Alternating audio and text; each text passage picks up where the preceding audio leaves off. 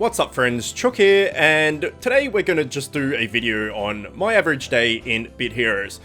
So if you're new to the game, or just, wanting to know what a semi-decent level, 239, I'm not, massively high leveled, but if you're a beginner, level 239 seems high, what an average day looks like at that level. So, first thing I do, generally, is Gauntlet. So at the moment I am doing 210 Gauntlet, which is tier 8. If we go down to 210, there it is. And I'm doing it at 5 tokens as well.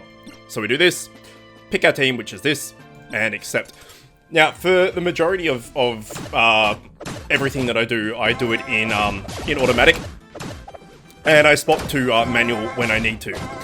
But for the most part, it's automatic, so I just let it go and basically just watch and make sure that no one dies. So I could probably go higher. Well, I definitely could go higher than 210 if I did manual. I could probably go up to maybe 230 or something. But considering that 210 is the start of tier 8, 230 is also tier 8, but it's just harder. And I'm not particularly too worried about where I rank for the week. As long as I get the tier that I want, so in the 1000 to 2000 range or something, ranked 1000 to 2000. If I do 230 manual, I could get ranked, 1100, whereas if I do auto, I might be 1600. It's still in the same tier, so doing this on automatic, and not having to worry too much is just easier, and it doesn't really bother me too much. I can't do the tier 8 set piece trial or gauntlet yet. It's way too high. It's like 370 or something crazy. So I won't be able to do that for quite a while, I would think. But for now, yeah, we just do 210. And we do it automatic. So not too much to comment on that. So we'll just go through here.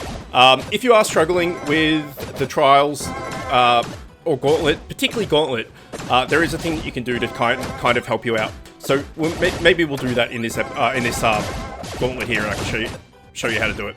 So you get up to, let's let these notifications disappear. You get up to 8 out of 10, or maybe even 9 out of 10, but 8 out of 10 is pretty good. And as you can see here, we have no mana or SP, whatever you want to call it.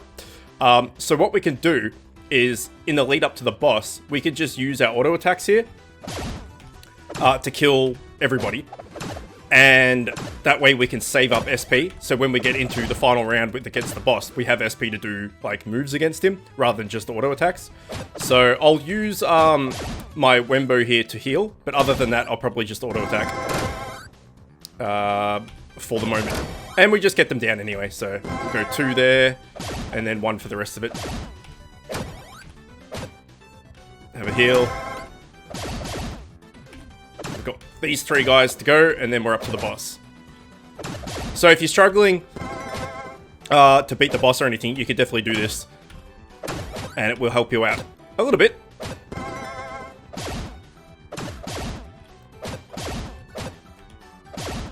Alright, so here's the boss. He's this guy. The boss is always the biggest one of the 3 or 4 or however many there are. So he's obviously double the size of this guy and this guy. So this is the boss here. So now we'll take out the other 2. And then leave the boss till last. So I'll just take out, doesn't really matter which one, we'll take out the back guy first.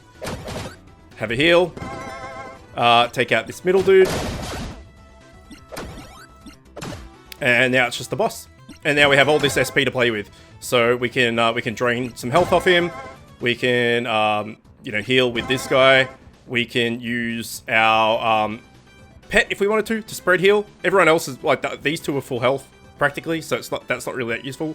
Neither is this, because spread heal for the whole teammates. So again, we're kind of full health. So we'll just attack him. And we'll go to heal. And we'll just shoot him. And from here, I can even just put it back on auto if I wanted to. But that is a way that you can save up some SP, so when you do get to the boss, you can have a little bit of an easier time with it. But I don't necessarily need to do it for the rank that I'm at the moment. I generally manage to pull this off without having to stop too many times. Alright, there's the loot that we got, which wasn't much. This is actually quite loud, so I'm going to turn it down a little bit. I'm going to go down to like maybe 5. Music's fine, but the sound effects seem quite loud. So we'll do Gauntlet again. And we'll just go auto this time. Hopefully this is a bit softer. Okay, that's much better. Hopefully it's not too soft on YouTube, but in my headphones, even 10 volume was quite loud. So yeah, the first thing I do each day I log in. And there's no particular reason to do it in this order. This is just the order that I do it. But I always do Trial/Gauntlet first. And then from there, I do either GVG or Invasion, if either of them are active. And then after that, I go to do PvP. And the reason I do those two together, especially GVG and PvP, is that I usually take off a piece of gear. And I've mentioned that before in my PvP tips and tricks videos. If you take off a piece of gear, you get put against lower ranked enemies, like lower leveled enemies, because it goes off your total score. So I take off my piece of gear and then I do GVG and PvP without that gear on, and then I put it back on. So you could always do GVG and PvP, take off a piece of gear, do GVG and PvP first, then put your gear back on and then do Trials/Gauntlet. But I don't know, I've got in the habit of doing this first for some reason.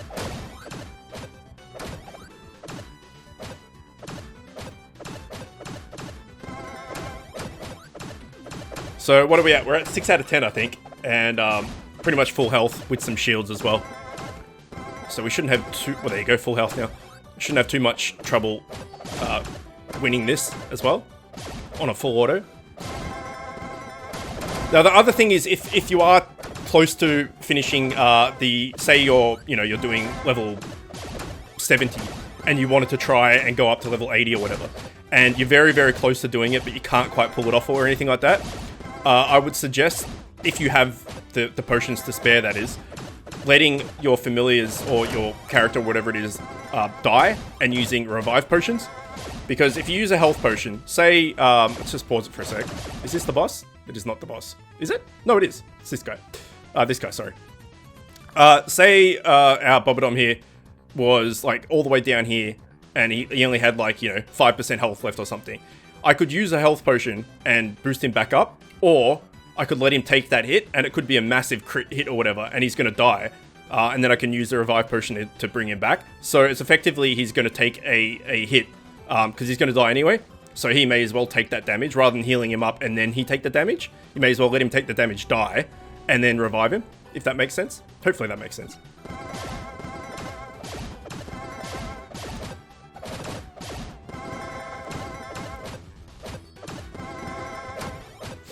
Okay, I might actually... Oh no, I was going to say I might actually go manual so we can kill this guy at the back. But they were targeting him for a second and now they've stopped. I do want to take him out though, so let's try and get him. As this guy's a healer, so try and take this guy out the back. Just like that. And then we can go back to auto.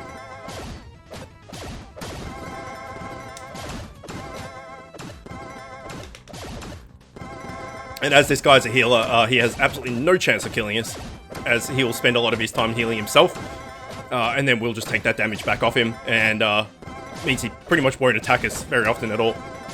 So some of the bosses in Gauntlet are harder than others, and some of them are easy, like that guy. Okay, no particularly good loot there, so that was unfortunate. Next, as I said, I take off a piece of gear. So if we go to our equipment, I'll just take this off, because why not? Gotta take something off, so that'll do. And we'll go for GVG. And we will go 5. And we'll go play. And then we need to pick who we're up against. So this guy is probably a good one to go against. GVG is against his guild, not against him. But we know that he has 2 rare accessories and pets, whereas this guy has a epic and a legendary. And this guy has 2 sets. So we'll definitely go against this first group. This is my team. So we've got Scissors here as a tank, Cyrenin as DPS, and Eagle as DPS. And then obviously you have to put yourself in. You can't do GVG or trials or anything like that, anything in the game, without you being in the team yourself. So this is my secondary team here. And we will go accept. And I usually auto this as well, and go to manual if I need to. But generally, this first team that I've got manages to beat both of their teams without them dying, which is really good. As you can see here, there's a lot of heals and a lot of procs going off, but their team is getting withered down to nothing, and our team's pretty much full health. So the hard thing to deal with, especially when there's new content like there has been recently with the new zone and the new raid, is that people will change their playstyle. So say you had someone in your friends list that in raid 4 and tier 7 that had the healing, the Maru set pieces that gave it increased healing and stuff, and they had their staff and they were a pure healer. Then all of a sudden they've come into this new content, and now they're using a sword or a spear or something instead. All of a sudden, you've gone from a team having a healer to a team having no healer, and that can make a huge difference. Or alternatively, you could have someone in your friends list that you weren't using because of whatever reason, and then they've got all this like new gear and they're better than the team that you were using. So it takes a while after new content has come out for the dust to settle effectively, and for everyone to find what gear they're using and all the rest of it. So you may need to make sure that you need to swap your teams around accordingly. Okay, so this guy's got a legendary and a rare. Epic, sorry. This guy's got 2 epics, and this guy has a legendary and an epic. He's level 131, so maybe we'll just go with this. I generally, most of the time, I go for the first guy, even though there's not that much difference in total stats, and there's not really that much difference in points either. Most of the time, if they're all kind of equal, I just go for this first dude because the stats are lower. But, you know, pick whoever you want.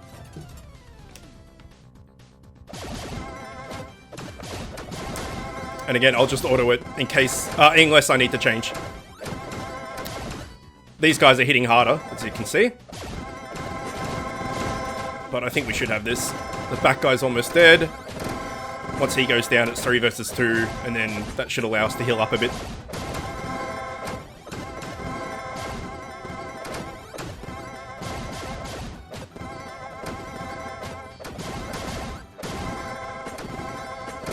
So I actually did a Guild War attack yesterday, and the team I was fighting, I was on auto, and about 10 minutes later, both teams were still full health, and it was just a stalemate. No one could beat anyone. So I ended up just putting on a manual and just using the number 1 attack, like the free attack, until one of my guys died, because I would have been there, like I could have come back 3 hours later and there still would have been the exact same health.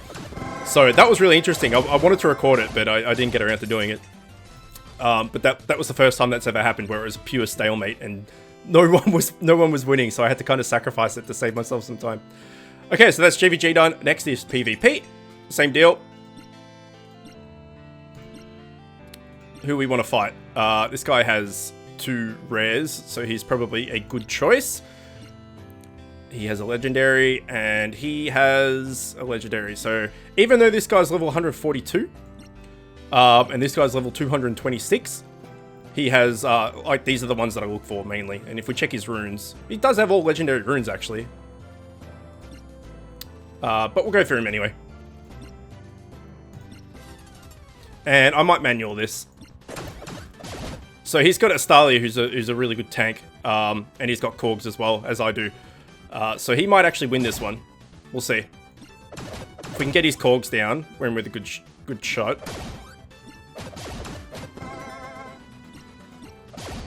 All right, we might have it now. We'll just avoid the tank and go for him instead. When we can, of course. All right, and then we can order the rest.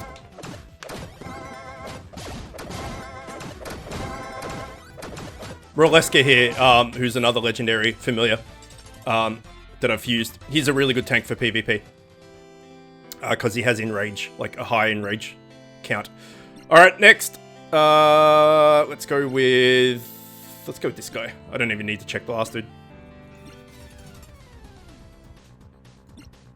All right, so this is one of the familiars you need to have to fuse Roleska. So this is, he's got 30% block chance, I believe it is. whereas this guy has enraged chance. So he's an actual like truer tank. This is more like a DPS tank. So we'll go for the rat first.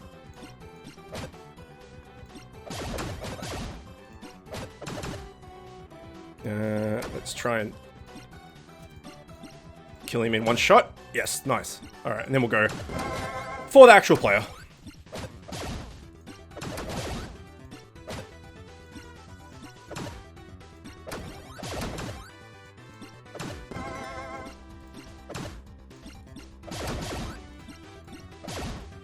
And we can probably auto from here. Alright, so we've done Trials, or Gauntlet, Trials, Gauntlet, whatever. We've done PvP, and we've done GVG. So now I put my gear back on. And we can see that I have 220 energy, and I also have 6 raids. So from here, I would do my raids, and then today's Thursday, which has capture rate. So if I'm after a particular familiar that I want to catch, I would go and quest to go to whatever zone it was, whatever dungeon it was where I needed that familiar. Or if it was a familiar in the raid, then I would try and maybe go to craft and go to trade and go all the way down here and trade. So I've got 221 energy. I would trade like 200 of it to get 2 more raid shards, so I have more of a chance of catching that familiar that's in the raid. But considering my raid, I can't do heroic yet, and as you can see here, heroic gives you 100% capture rate. I won't be doing that, and I'll just probably use my energy on world boss. But say you're in raid 1, for instance, and you really want to capture the boss, Astaroth, or you really want to capture Squib, so you can fuse Squibbo. Then Thursday's a really good chance to do that because you have that 50% capture rate, and you could use your excess energy and trade it in for more raid shards. So you could, use the boost of this capture rate to try and get it. Oh, but as I said, alternatively, say you really needed Quirrell, then you could go heroic on Quirrell's Fortress, and you've got that extra 50% capture rate on top of the 200% here. And then if you've got runes as well. So if we go into my runes, you can see here, I've also got a 20% capture rate. So today, at the moment, just without anything else, I'm at 70% capture rate, which is, not bad for just a normal day. However, if it was a Sunday, which is 50% item find, then again, providing I could do heroic raids of raid 5, then I would definitely change my energy to raid, to the raid shards, and do more raids on heroic, as there is like an improved item find. But for the moment, we'll just do a raid on Thursday and use our energy for world bosses. So I can't do heroic, as I said, but I can do hard. This is my team. Scissors and I from our guild, and then I've got Rev Me Up, Dust Walker, and Vela Jedi from other guilds, and accept. And we can do this on auto as well, for the most part. Sometimes it's a little bit shaky, but for the most part, it's generally pretty good.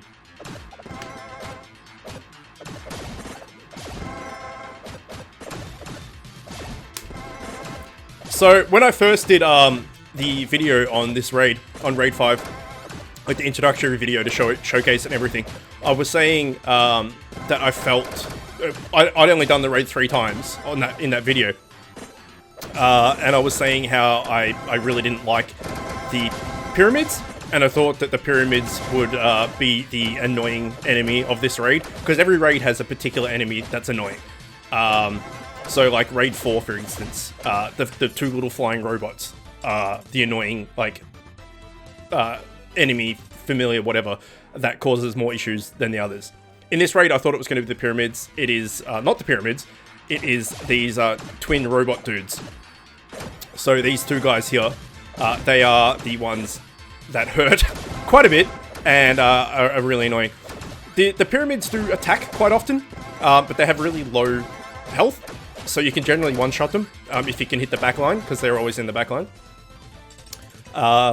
And you can generally one-shot them, so they're not really that big of a problem. And because they hit a lot, they don't hit for that much, otherwise they'd be, really broken. So if we see here, he's attacking 8, 9, 10 times, maybe?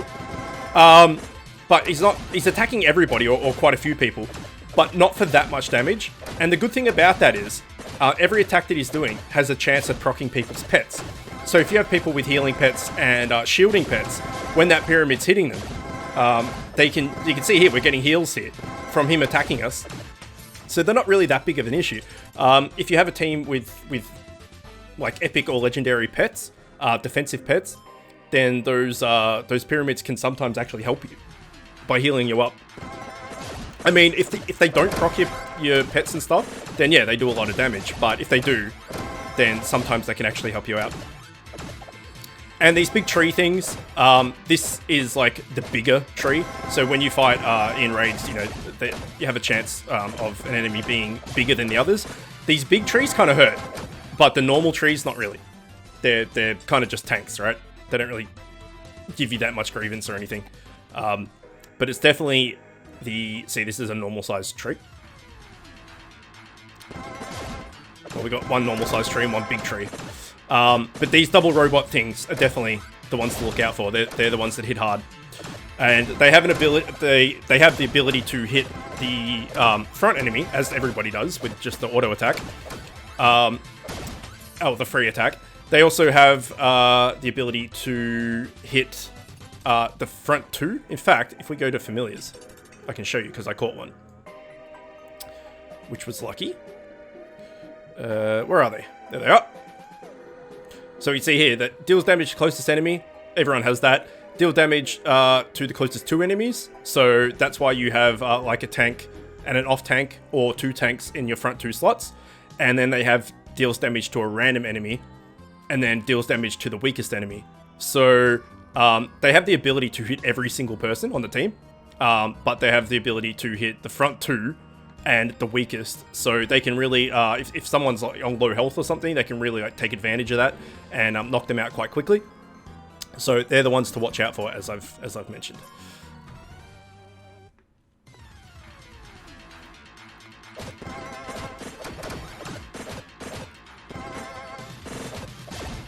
And if they're the big enemy, so in this particular circumstance, they're the big, bigger ones of the enemies. They hit particularly hard. And as you see there, one of our teammates did attack the whole group, attack the whole team, and took out both of those pyramids in the one hit. So, yeah, the pyramids aren't really that big of a deal.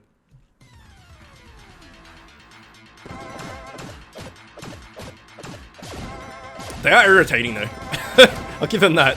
And because this is the big enemy in this group is the pyramid itself, it obviously has more health and didn't get one shot. Or even two shot. But as you can see, it's attacking us a lot. It's not really doing too much to our health. Like it's not causing us that many issues at all.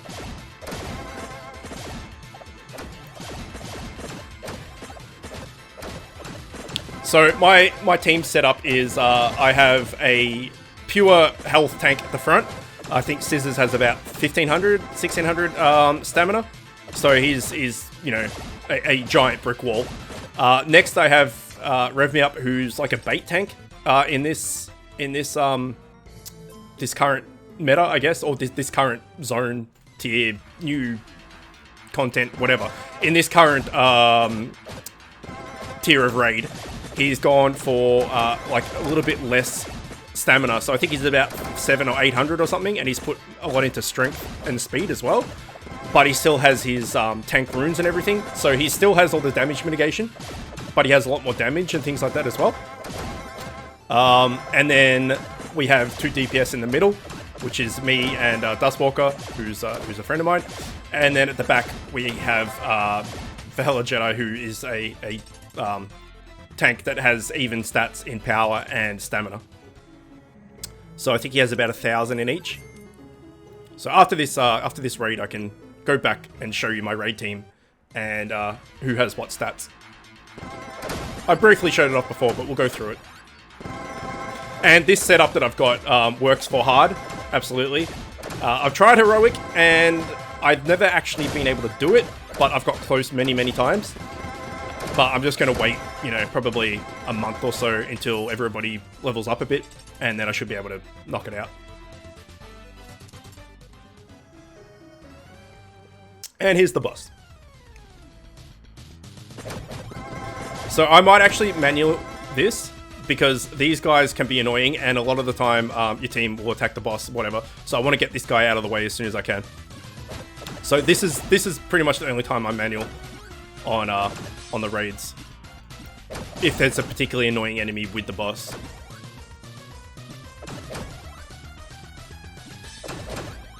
But now he's out of the way, we can go back to auto.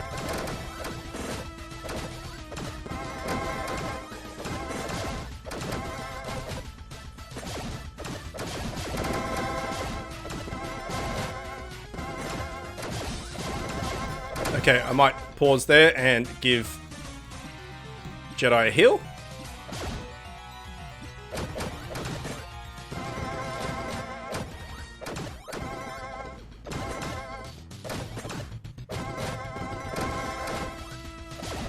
Sometimes I need to do that, stop and give a couple of potions. Sometimes I don't need to. It's all RNG and, you know, what attacks hit and what don't and all that good stuff. So we didn't get any good loot off the boss, which is unfortunate, but such is life and such is this game. Grind and grind and grind. It's all it's about.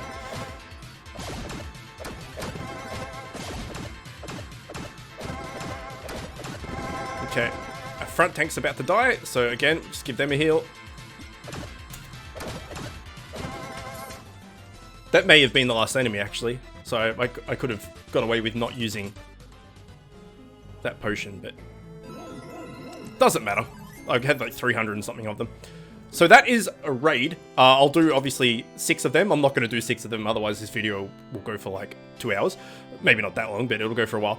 But as I mentioned before, this is my current team setup. So, okay, well, I think Scissors may have respect, because now he's almost at 2,000 HP, or 2,000 stamina. Before, I'm pretty sure he was 1,600, and he had about 600 or 500 attack. But yeah, I think he may have respect. Here is my bait tank I was talking about, 800 HP.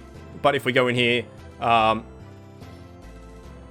he still has, as far as I know, unless he's changed it, he's still got his block chance, and power chance in power. Okay, he has actually changed. He's gone more DPS. But he seems to work for me either way. Then we have Dustwalker, who's obviously pure DPS with almost 2,000 power. So he just hits like a truck, which is good. Then we have me, free to play with, you know, whatever. And then we have Velator Jedi, who, as I mentioned, has quite even stats. Well, exactly even power and stamina. And then the rest into speed, but has pure tank, everything else, you know, 100%. Well, not 100%, sorry. A legendary redirect rune here, evade chance, damage reduction, block, damage reduction.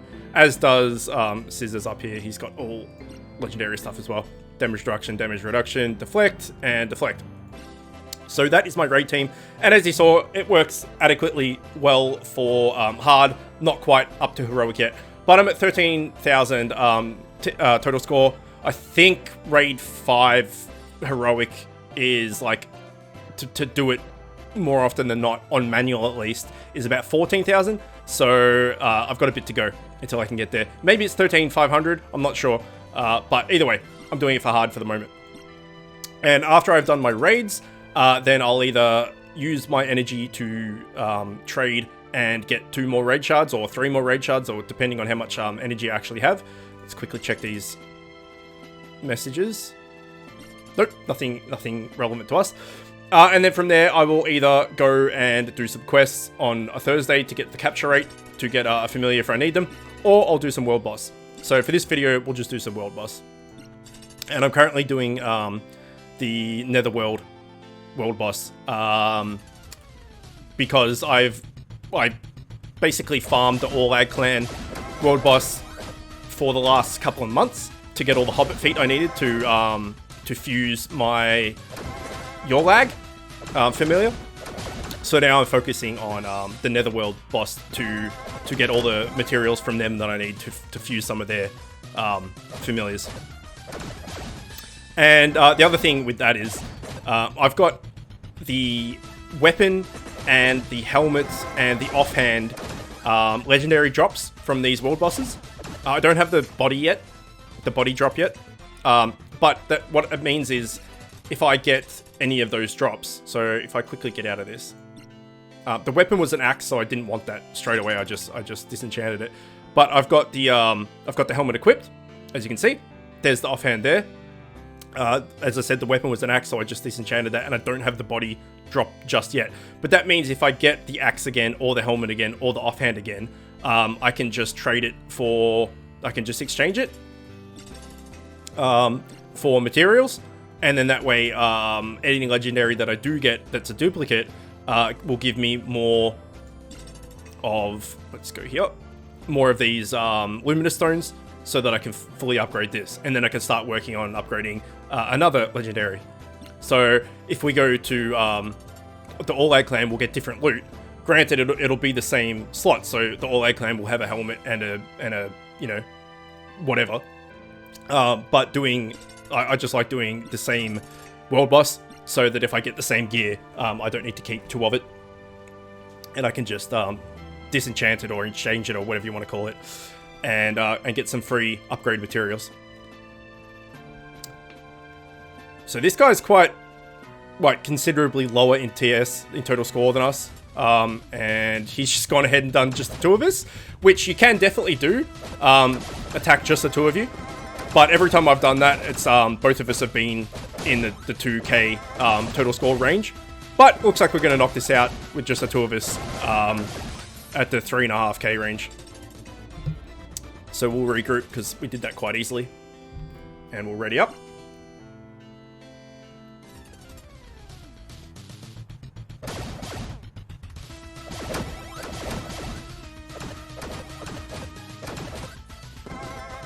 So I do actually have quite a bit of stamina. I've got like 700 and something, I think. And that's purely for Raid 5, because things in there hit pretty hard. What have I got? 742. So, you know, I'm kind of a tank, I guess. For, like, if we're doing this, I probably have more stamina than these guys will, because they're lower level. So it's enough to do this on normal. I could actually probably do Netherworld on hard now, with people similar TS to me as well. In fact, let's try that.